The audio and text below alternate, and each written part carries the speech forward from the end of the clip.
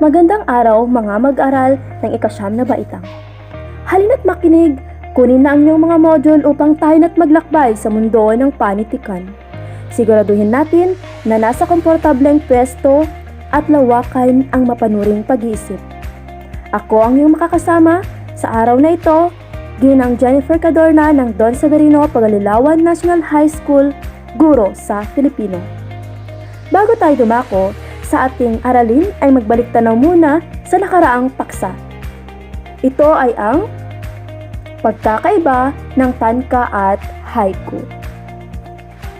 Ang tanka ay binubuo ng 31 pantig na nahati sa 5 taludtod na may sukat na 5-7-5-7-7. Ang paksa nito ay patungkol sa pag-ibig at iba pang damdamin. Samantalang, ang haiku ay binubuo ng 17 pantig na nahahati sa 3 taludtod.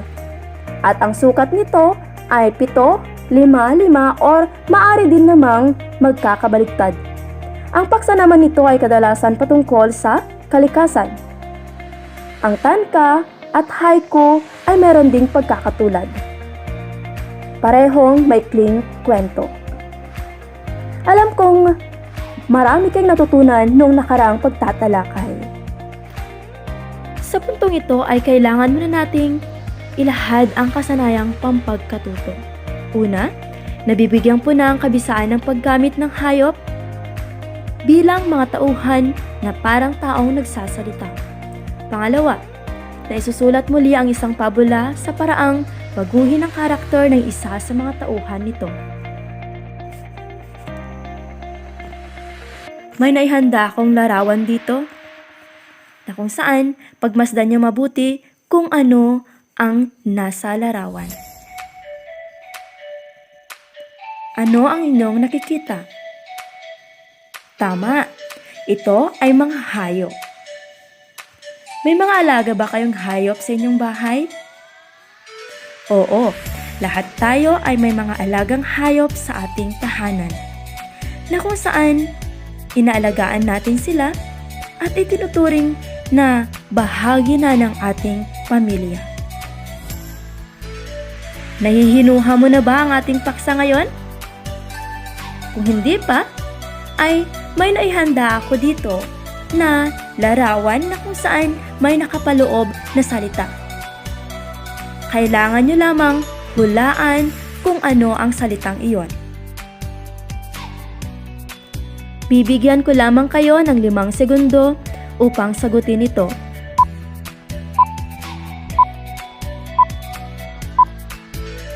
Ang tamang sagot ay pabula. Nakuha mo ba ang tamang sagot? Mabuti kung ganon. Ngayon, atin ang pag-uusapan ang ating paksa. Ang pabula mula sa Korea, ang hatol ng kuneho na isinalin sa Filipino ni Vilma C. Ambat. Bago natin panoorin ang pabulang ito, kailangan muna nating sagutin ang mga katanungan upang tayo'y mabigyan ng gabay. Itala ang inyong mga kasagutan sa isang malinis na papel. Unawain at basahin mabuti ang mga katanungan. Para sa unang katanungan, ano ang tawag sa uri ng panitikan na ang tauhan ay mga hayop? Pangalawa, sino ang tinaguriang ama ng pabula? Pangatlo, bakit mahalagang pag-aralan ang pabula?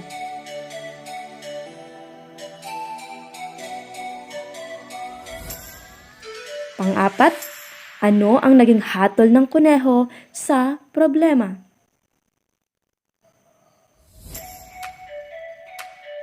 At ang panghuli, bilang isang kabataan, ano ang inyong maimumungkahi para maiwasan ang pang-abuso sa mga sumusunod?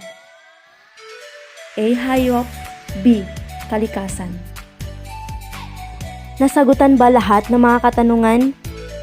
Mabuti kung ganon. At sa pagtatapos ng ating pagtatalakay ay inyong malalaman kung ano yung mga tamang sagot nito. Ngayon, handang-handa na nating panoorin ang pabulang Ang Hatol ng Kuneho. Kayo'y umupo, mag-relax, manood at makinig sa video tungkol sa pabulang ito.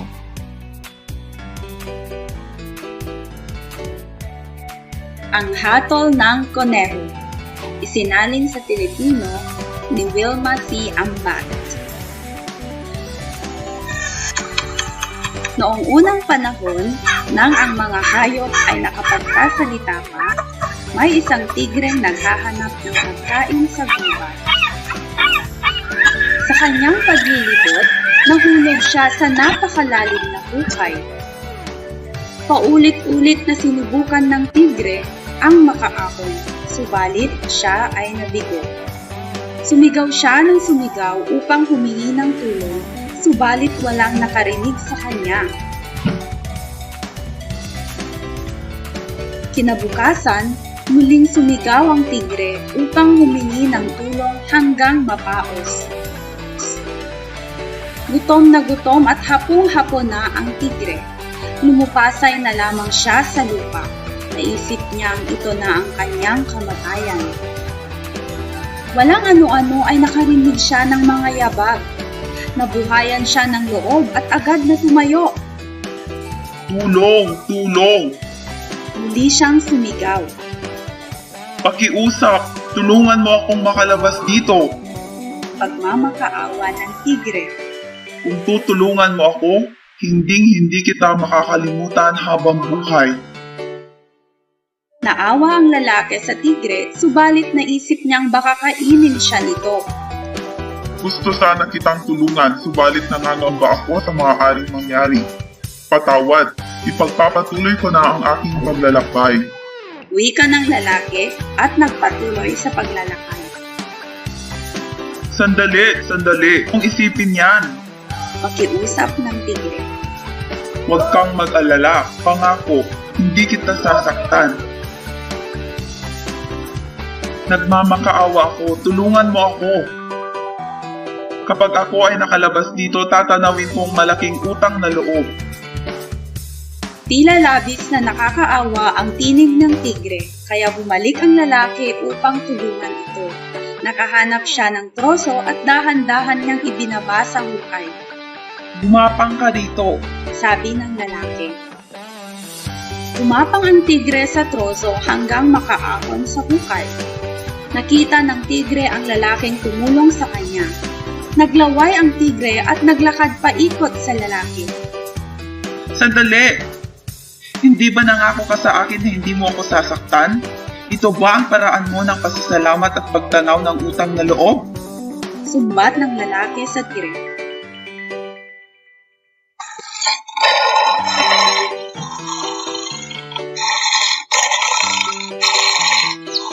Wala akong pakialam sa pangakong iyan dahil nagugutom ako. Hindi ako kumain ng ilang araw. Tugon ng tigre. Sandali! Pakiusap ng lalaki. Tanungin muna natin ang puno ng pino kung tama bang kainin mo ako. Sige, Wika ng tigre. pero pagkatapos natin siyang tanungin, kakainin na kita. Gutom na ako. Ipinaliwanag ng tigre at ng lalaki sa puno ng pino ang nangyari. Ano bang alam ng tao sa pagtanaw ng utang na loob? Tanong ng puno ng pino. Bakit ang mga dahon at sanga namin ang kinukuha ninyo upang mapainit ang inyong mga tahanan at maluto ang inyong pagkain? Kapag kami malalaki na, pinuputol ninyo kami. Ginagamit ninyo kami sa pagpapatayo ng inyong mga bahay at pagpapagawa ng inyong mga kasangkapan. At isa pa, tao rin ang humukay ng butas na iyan. Utang na loob, huwag ka nang magdalawang isip, tigre. Sige, pawihin mo na ang iyong gutom. Oh, anong masasabi mo doon? Tanong ng tigre habang nananakam at ninungusuan ang lalaki. Sa mga sandaling iyon ay dumaan ang isang baka. Hintay! Pakiusap ng lalaki. Tanungin natin ang baka sa kanyang hatol. Sumang-ayon ng tigre at ipinaliwanag nila sa baka ang nangyari. Hiniling ng dalawa ang opinyon ng baka. Sa ganang akin, walang duda sa kung ano ang dapat gawin. Dapat gawin. Wika ng baka sa tigre. Dapat mo siyang kainin. Tingnan mo, mula lang kami ay may silang, naglilingkod na kami sa mga tao. Kaming mga bakang nagbubuhat ng mabibigat nilang mga dalahin. Inaararo namin ang bukid upang makapagtanim sila. Subalit, ano ang ginagawa nila kapag kami ay tumanda na? Pinapatay kami at ginagawang pagkain. Ginagamit nila ang aming mga balat sa paggawa ng kung ano-anong bagay. Kaya wag mo akong tanungin tungkol sa pagtanaw ng utang na loob. Kainin mo na ang taong iyan. Tingnan mo, lahat sila ay sumasang-ayon sa akin. Kaya humanda ka na sa iyong kamatayan.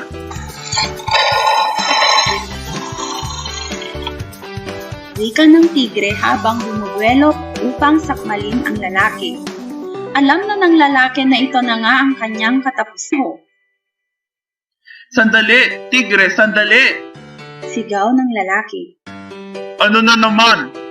Singhal ng tigre. Pakiusap, bigyan mo pa ako ng isa pang pagkakataon. Tanungin natin ang kuneho para sa kanyang hatol kung dapat mo ba akong kainin. Walang kwenta. Alam mo ang sagot niya. Pareho lang sa sagot ng puno ng pino at ng baka. Pakiusap, parang awa mo na. Pagsusumamo ng lalaki. O sige, pero huli na ito. Gutom na ako.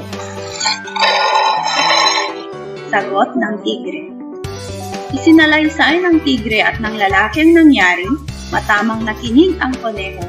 Pinikit ang kanyang mga mata at ipinagalaw ang kanyang mahahabang tainga. Pagkalipas ng ilang sandali, muli niyang idinilat ang kanyang mga mata. Malumanay at walang ligoy na nagsalita ang koneho.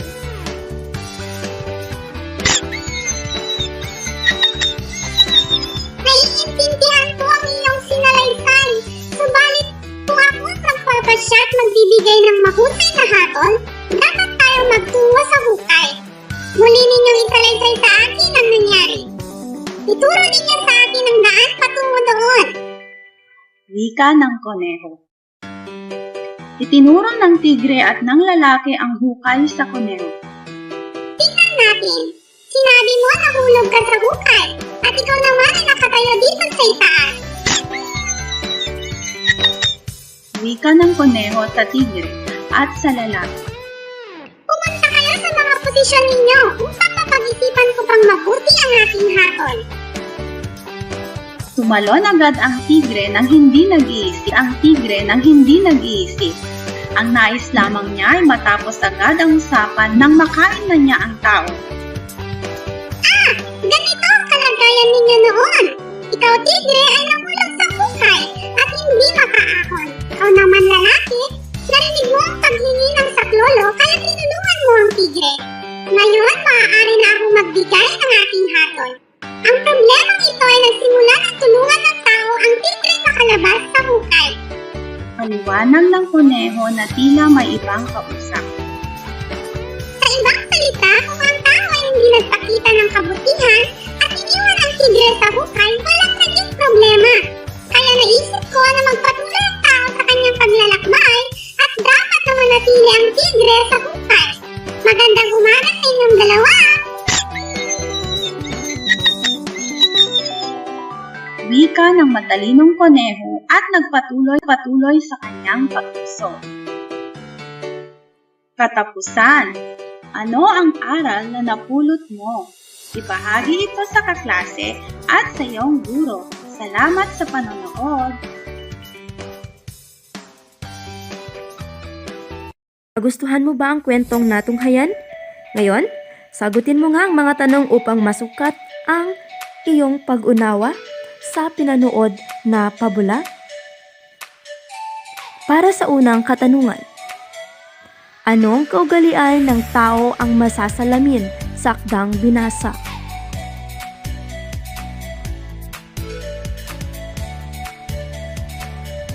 Ang masasalaming kaugalian ng tao sa akdang binasa ay maawain at matulungin.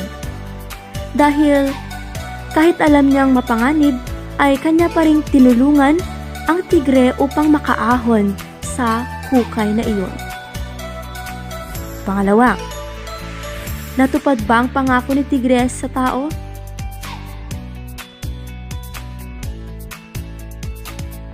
Ang ipinangako ng tigre sa tao ay hindi natupad.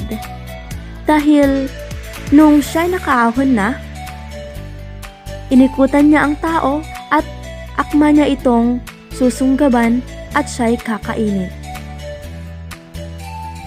Pangatlong katanungan. Ano-ano ang mga dahilan ng puno ng pino at ang baka bakit gusto nilang kainin ng tigre ang tao?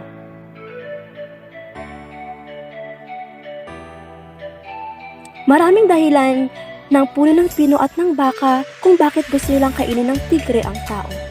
Isa na rito ay ang pagputol ng mga tao sa sanga ng puno ng pino at kanilang ipinanggagatong. At ang kanyang puno naman ay ginagawa nilang kasangkapan ng kanilang bahay. Samantalang ang baka ay sinasabing siya inaalipin. Simula't bata pa lang sila ay pinagtatrabaho na sila sa bukid. Yan ang mga dahilan kung bakit gusto nilang mamatay ang tao o gusto nilang kainin ng tigre ang tao. At ang panghuling katanungan, ano na kaya ang mangyayari sa tigre pagkatapos bumalik sa dating pwesto?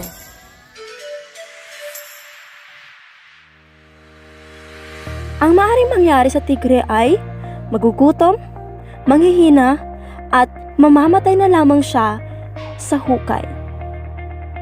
Tandaan mga mag-aaral, maaaring maraming posibleng kasagutan sa tanong na ito. Mga mag-aaral, ang ating nasaksihan ay tinatawag nating pabula. Ngayon, atin nang galugarin ang kaligirang pangkasaysayan nito. Ang pabula ay sinasabing isang uri ng panitikan na ang mga tauhan ay pawang mga hayop. Ito ay kathang-isip lamang na nagbibigay ng aral sa mga kabataan at para mang-aliw. Mga hayop ay kumakatawan sa kaugalian at katangian ng mga tao. At nagbibigay din ito ng tama, patas, makatarungan at makataong ugali at pakikitungo sa ating kapwa. Ayon sa kasaysayan, noong ika-5 at ika-6 na siglo, bago pa man si Kristo, ay may natuturing ng pabula ng mga taga-India. At dito sa Gresya ay mas lalong napatanyag ito. Ang itinuturing na isa sa mga sinaunang panitikan sa daigdig ay ang pabula. Alam mo ba na si Aesop ang tinaguriang ama ng sinaunang pabula? Kung gusto mo pang malaman ang iba pa tungkol kay Aesop ay maaari mo naman siyang saliksikin sa internet. Nawaan ba ang ating aralin? Kung gayon, atin lang munang balikan ang hatol ng kuneho na ating pinanood kanina.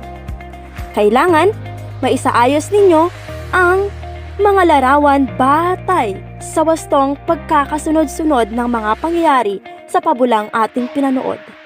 Gamitan ng bilang 1 hanggang 5 at isulat sa sagutang papel ang inyong mga kasagutan.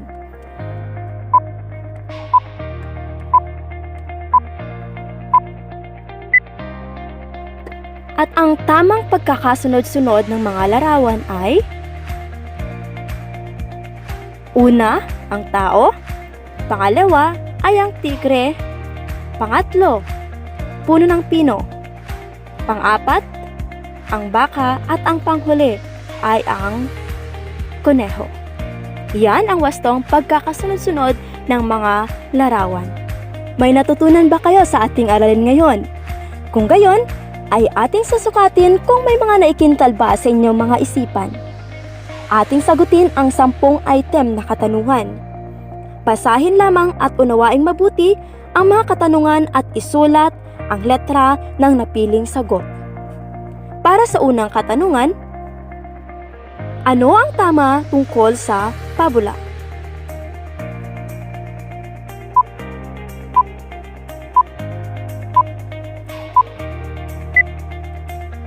Ang sagot ay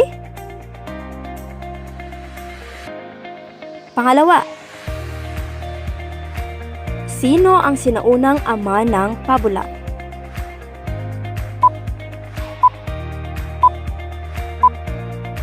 Ang sagot ay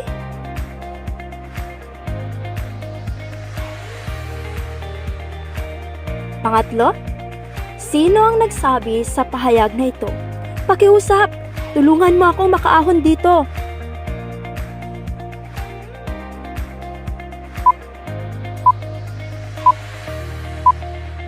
Ang sagot ay saan galing at lumaganap ang pabula?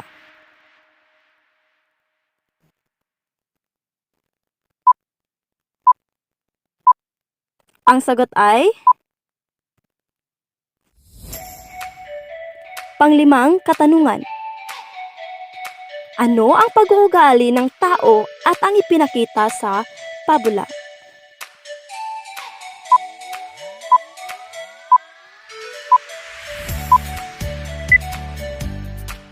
Ang tamang sagot ay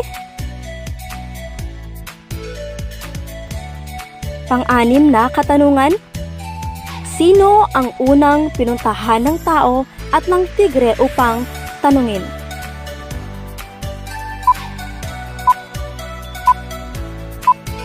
Ang tamang sagot ay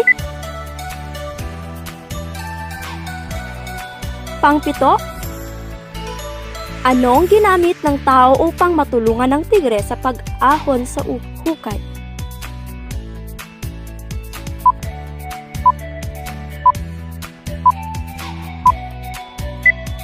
Ang tamang sagot ay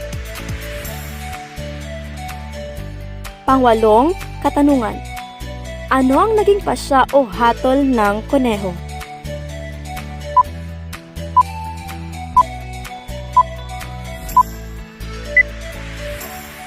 Ang tamang sagot ay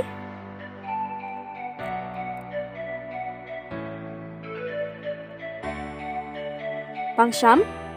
Tama ba ang maging hatol ng kuneho?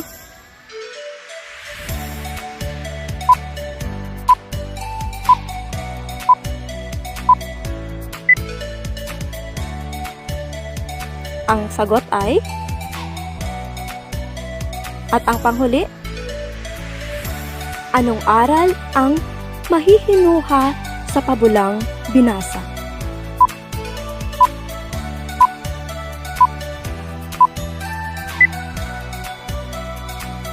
Ang tamang sagot ay nakuha ba ang tamang sagot? Kung oo, magaling. At kung hindi, okay lang yan.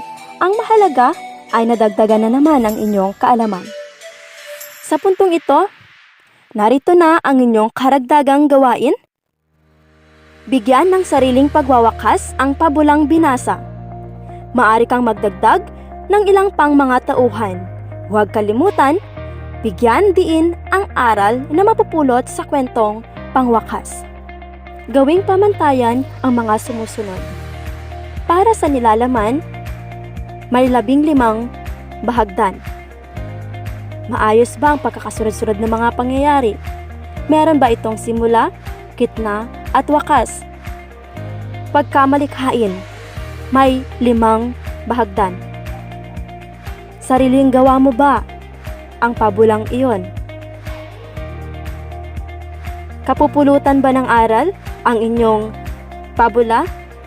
5 bahagdan. At panghuli, kaayusan. Malinis bang pagkakagawa ng inyong pabula? At mayroon itong 5 bahagdan. Bilang kabuuan sa inyong puntos ay 30 bahagdan. Magaling! Napagtagumpayan mo ang ating aralin ngayong araw.